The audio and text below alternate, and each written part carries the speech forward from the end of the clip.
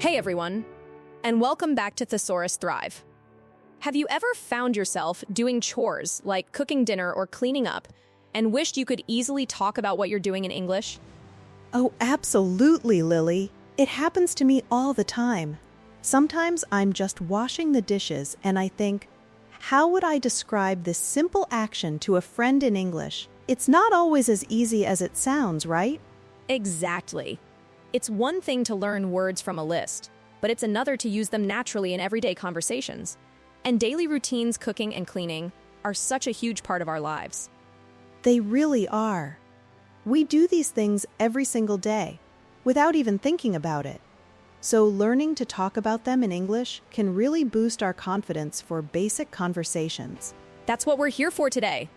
In this episode, we're going to dive into how to talk about your daily routine, focusing on those common activities like cooking and cleaning. We'll give you practical vocabulary, useful phrases, and even a mini conversation to help you practice. And the best part is, you can listen to this podcast while you're actually doing these tasks.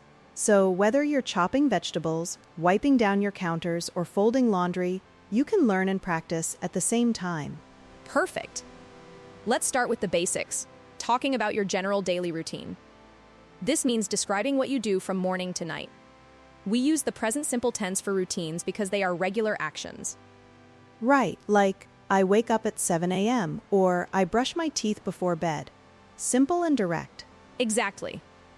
Let's break down a typical day. We start with the morning, of course. The first thing is usually wake up. This means your eyes open, you stop sleeping. But get up is different, isn't it? Wake up is just opening your eyes, but get up means you physically leave your bed. You got it, Ava. So you can wake up at 6 a.m., but maybe you get up at 6:30 a.m. after checking your phone. Many people do that, right? Oh, definitely. That's my life story right there. So after I get up, I usually go to the bathroom to brush my teeth and wash my face. These are common morning actions. Yes, brush my teeth, wash my face. Very important. Then what's next for you, Ava? Coffee? Breakfast? Coffee, always. I make coffee first. Then I usually have breakfast. Or you can say eat breakfast. Sometimes I prepare breakfast for my family, like toast or cereal. Great examples. So in the morning, a simple routine could be I wake up, I get up, I brush my teeth, I make coffee, and I have breakfast. Simple sentences, but they build a clear picture. It's all about connecting those simple actions. And we can use words like first, then, after that, and finally to show the order of things. Exactly. For example, first, I wake up. Then, I get up. After that, I brush my teeth. Finally, I have breakfast. See how that flows naturally? It makes it much clearer. Okay, so after breakfast, what about the middle of the day? Most people go to work or go to school, right? Yes, that's a big one. You go to work or go to school. Once you're there, you start your tasks or start working. Midday, you usually take a break or have lunch. Many people eat lunch around noon or 1 p.m. And then, in the afternoon, it's back to work, and eventually you finish work or finish school for the day. That's it. So a midday routine might sound like, I go to work at 9 a.m., I start my tasks, around 1 p.m. I have lunch, I finish work at 5 p.m. Simple and effective. Now, let's get to the evening. This is where a lot of the cooking and cleaning happens for many of us, right? Absolutely. After work, you get home. What's the first thing you usually do when you get home, Ava? Usually I change my clothes to something more comfortable. Then I might relax for a bit, maybe watch some TV or read a book for half an hour, just to decompress, you know? That's a great habit. And then comes dinner. This is where our cooking vocabulary really comes in handy. You can say, I cook dinner, or I make dinner, or I prepare dinner. And there are so many things we do when we cook. Let's talk about some common cooking actions. Like, if you're making a salad, you need to chop vegetables. You can also slice them if they are thin pieces. Yes, chop slice. And if you're cutting them into very small squares, we say dice. So chop an onion, slice a tomato, dice a potato. See the difference? That's super helpful. And before you chop or slice, you often need to peel fruits or vegetables, like peel a carrot or peel an apple. Good point. Peel is essential. Once everything is cut, you might stir things in a pan or mix ingredients in a bowl. These words are about moving things around.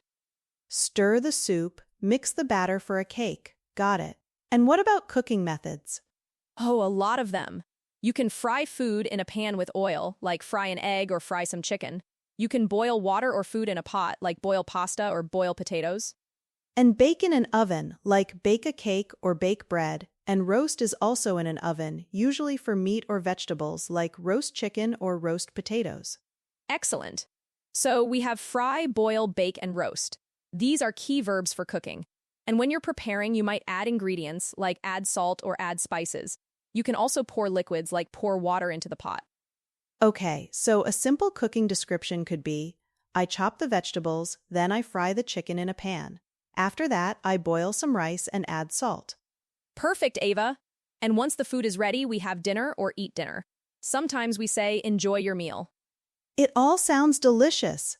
But after dinner, often comes the cleaning part, which is also a big part of our daily routine. You're right.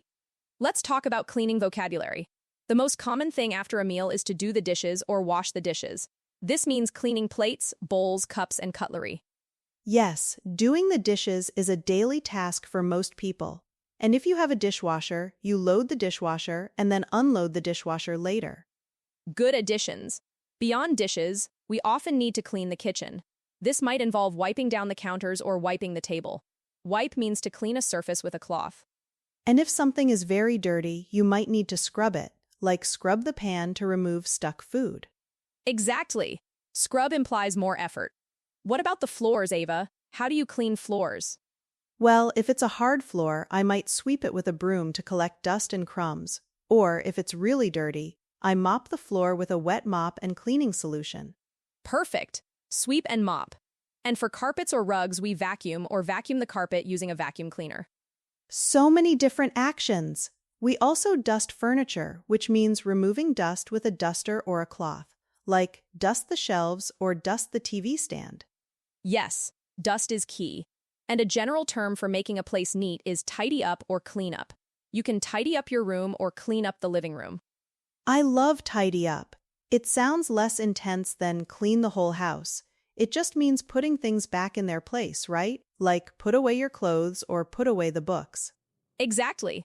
Tidy up is a great phrase for everyday quick cleaning. So an evening cleaning routine could be after dinner, I do the dishes, then I wipe down the counters, sometimes I sweep the kitchen floor. That's a very clear description. And what about laundry? That's also a big cleaning task. Oh, absolutely. For clothes, we do the laundry or wash clothes. Then we hang them to dry or put them in the dryer. After that, we fold the laundry and put the clothes away. Wow, we've covered a lot of ground already. From waking up to cooking to cleaning. This vocabulary is really useful for describing a whole day. It really is. And the more you hear these words and use them, the more natural they'll become. So let's tie it all together with the end of the day.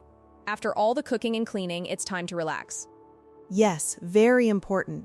Watch TV, read a book, listen to music, and then eventually go to bed or go to sleep. Exactly. So a full day might look like I wake up at 7 a.m., get up, brush my teeth, and have breakfast. Then I go to work. In the evening, I get home, cook dinner, I chop vegetables and fry chicken. After eating, I do the dishes and wipe the table. Finally, I relax and go to sleep around 10 p.m. That's a perfect summary. It shows how all those little actions connect into a full story of your day.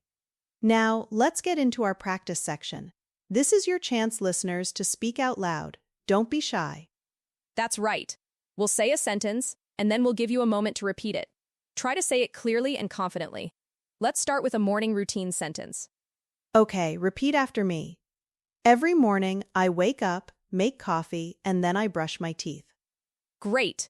Let's try another one, focusing on cooking. After work, I usually chop vegetables and fry some chicken for dinner. Excellent. Now, a cleaning sentence. On weekends, I vacuum the living room and mop the kitchen floor. Fantastic! One more, combining both.